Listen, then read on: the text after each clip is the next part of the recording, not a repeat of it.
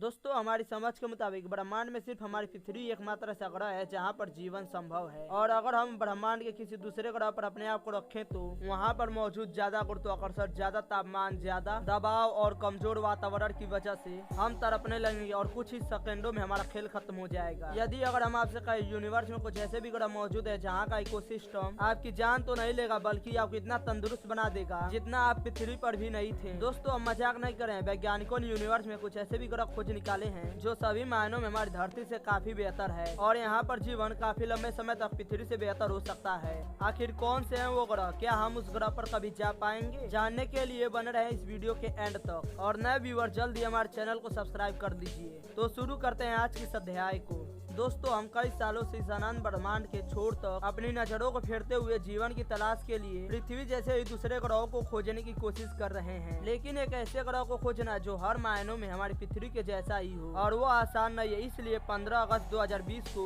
Astrobiologist DS मकूच ने एक नए रिसर्च मिशन की शुरुआत की थी जिसमें उन्होंने ब्रह्मांड में मौजूद ऐसे ग्रहों को टारगेट बनाया जो हमारी पृथ्वी से सभी मायनों में बेहतर थे। और आपको यकीन भी नहीं होगा कि उन्होंने अंतरिक्ष में एक या दो नहीं बल्कि 24 सुपर हैबिटेबल प्लैनेट को खोज निकाला जो कि कई मायनों में हमारी पृथ्वी से काफी बेहतर थे। अब अपने लिस्ट को छोटा करने के लिए उन्होंने अपनी टीम के साथ कुछ क्राइटेरियाज की लिस्ट बनाई। इस लिस्ट में इनमें से सबसे पहला क्राइटेरिया था होस्ट स्टार की उम्र। दोस्तों किसी भी प्लैनेटरी सिस्टम का होस्ट स्टार उसके आसपास घूमने वाले ग्रहों के हैबिटेबिलिटी पर काफी असर डालता है। उदाहरण के रूप में हमारे सौरमंडल का होस्ट स्टार है सूर्य, जो कि पूरे सौरमंडल को कंट्रोल करता है और इसकी रोशनी की वजह से ही पृथ्वी पर जीवन संभव है। जरा सोचिए क्या होगा अगर सूर्य अचानक से चमकना बंद हो जाए और रोशनी और गर्मी देना बंद कर दे तो साफ तौर पर पृथ्वी पर से जीवन का अंत हो जाएगा। और हम आपकी जानकारी के लिए बता दें कि हमारा सूर्य एक येलो ड्वार्फ स्टार है जिसकी उम्र लगभग 10 बिलियन साल है।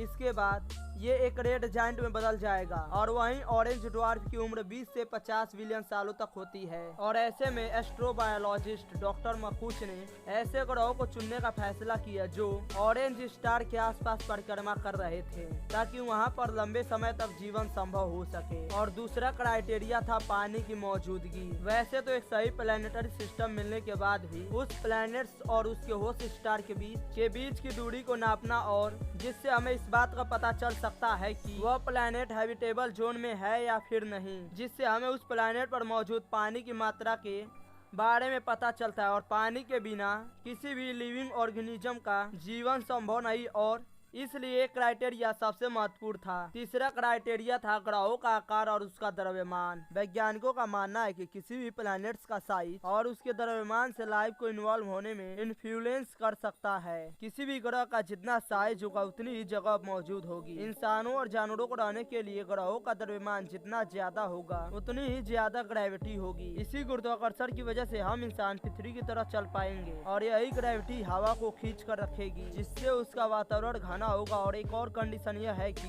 ग्रह पृथ्वी से 1.5 या 2 गुना बड़ा होना चाहिए ताकि उसकी मैग्नेटिक फील्ड काफी लंबे समय तक एक्टिव रहे जो अंतरिक्ष से आने वाली खतरों से हमें बचाए। और चौथा कंडीशन था टेम्परेचर। अब दोस्तों किसी भी ग्रह का तापमान बहुत ज्यादा होगा तो वह हमें जलाकर राख कर देगा और बहुत कम होगा तो वह हमें जमा देगा। ऐसे में वैज्ञानिक हमेशा ऐसे ग्रहों पर फोकस करते हैं जिसका एवरेज टेम्परेचर पृथ्वी से 5 डिग्री सेल्सियस कम हो या 5 डिग्री सेल्सियस अधिक हो, क्योंकि पृथ्वी के ट्रॉपिकल्स में रहने वाले माइक्रोबैक्टीरिया इस टेम्परेचर रेंज में काफी आसानी से सरवाइव कर सकते हैं। इन चारों क्राइटेरिया को देखकर डॉक्टर मकूच की टीम ने 24 में से 2 ऐसे ग्रहों को खोज निकाला जो इन चारों क्राइटेरिया को पूरा करते थे।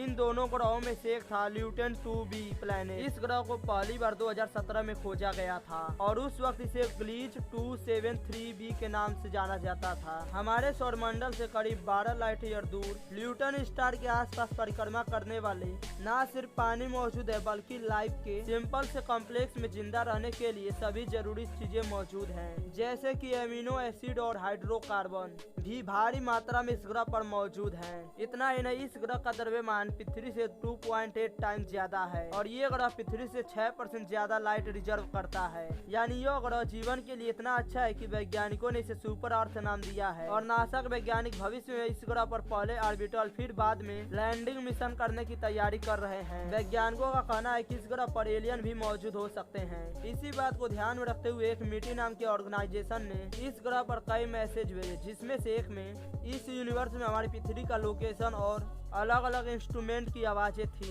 ऐसे में ल्यूटन 2b पर एलियन लाइफ मौजूद होंगे तो वह हमसे एक ना एक दिन जरूर कांटेक्ट कर सकते हैं। अब दूसरी हैबिटेबल डिस्कवरी की बात करें तो यह कोई एक सिंगल प्लैनेट नहीं है, बल्कि पूरा स्टार सिस्टम है। इसमें एक या दो नहीं बल्कि पूरे 7 ग्रह हमारी धरती जैसे हैं। ये ग्रह अपने होस्ट स्टार के चक्कर लगा रहे हैं और इनमें से 3 ग्रह ऐसे हैं जो हैबिटेबल जोन में आते हैं।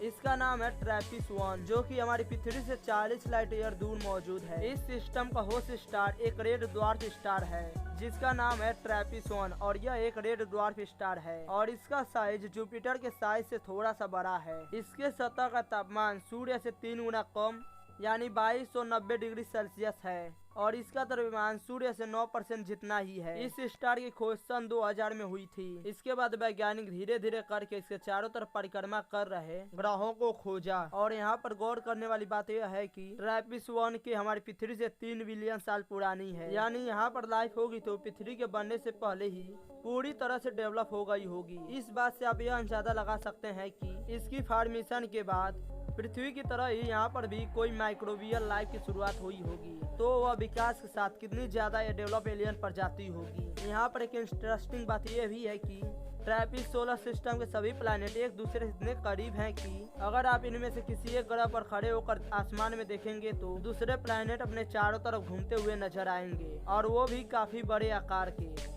इसके अलावा इस ग्रह के आसमान में सूर्य भी हमारी पृथ्वी के जैसा ही दिखाई देता है। दोस्तों, ट्रैपिस-1 के इन प्लैनेट्स पर भी पानी काफी ज्यादा मात्रा में मौजूद है और वैज्ञानिक इस ग्रह के बारे में जानकारी इकट्ठा करने में जुड़े हुए हैं।